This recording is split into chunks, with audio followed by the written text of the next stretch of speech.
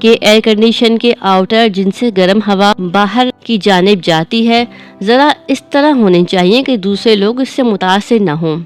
ہم چیزوں کا ضیاع بھی بہت کر رہے ہیں۔ لوگوں کے گھروں میں جب پانی کی ٹنکی بھر جاتی ہے تو سارا پانی گلی میں یا باہر سڑک پر گرنے لگتا ہے۔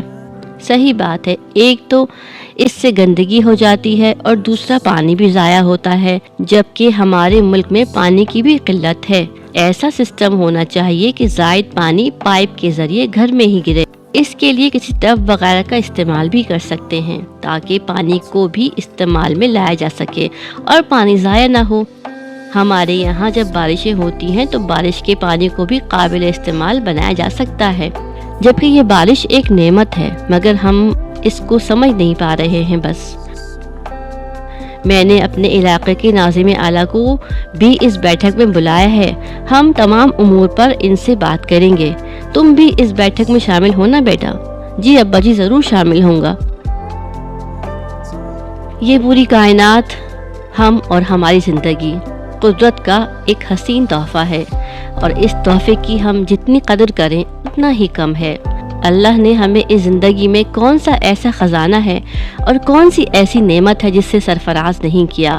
ہوائیں، بادل، آسمان، صحرا، دریا، سمندر، چرند، پرند، حیوانات، نباتات، پھل، پھول، پودے، درخت، ہمارے لیے اس زندگی میں اتنی آسائشیں، اتنی نعمتیں ہیں جن کا ہم شمار بھی کرنا چاہیں تو نہ کر سکیں، لیکن شکر کرنا اور قدر کرنا یہ نہیں ہوتا، یہ تو ہمیں کر کے دکھانا ہوتا ہے۔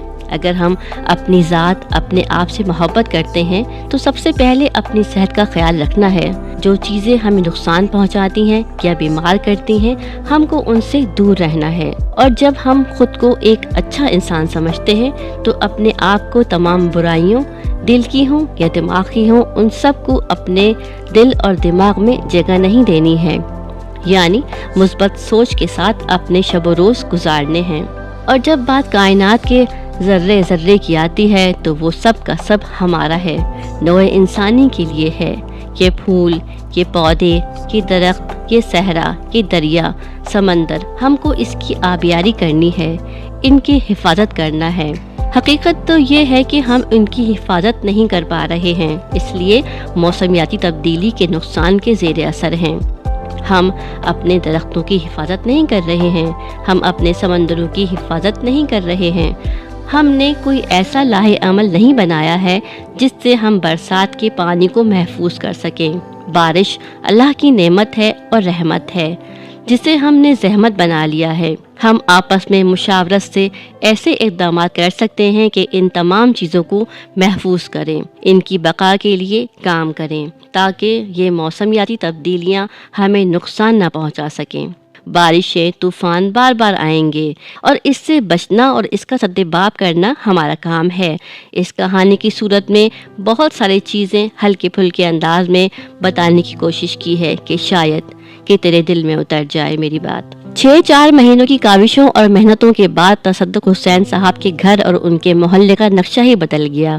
سب نے اپنے اپنے طور پر اپنے گھروں کے اندر بھی اور باہر بھی بہت اچھے انداز سے شجرکاری کی، پانی کے نکاس کے نظام کو بہتر بنایا اور بارشوں کے پانی کو محفوظ کرنے کے لیے بھی اقدامات کیے۔ بس ایک قدم اٹھانے کی اور ایک دوسرے کا ہاتھ پکڑنے کی ضرورت ہے، اور ضرورت اس امر کی بھی ہے کہ وقت گزرنے کے ساتھ ساتھ ہماری فکر اور ہماری ذمہ داری بڑھ جانی چاہیے۔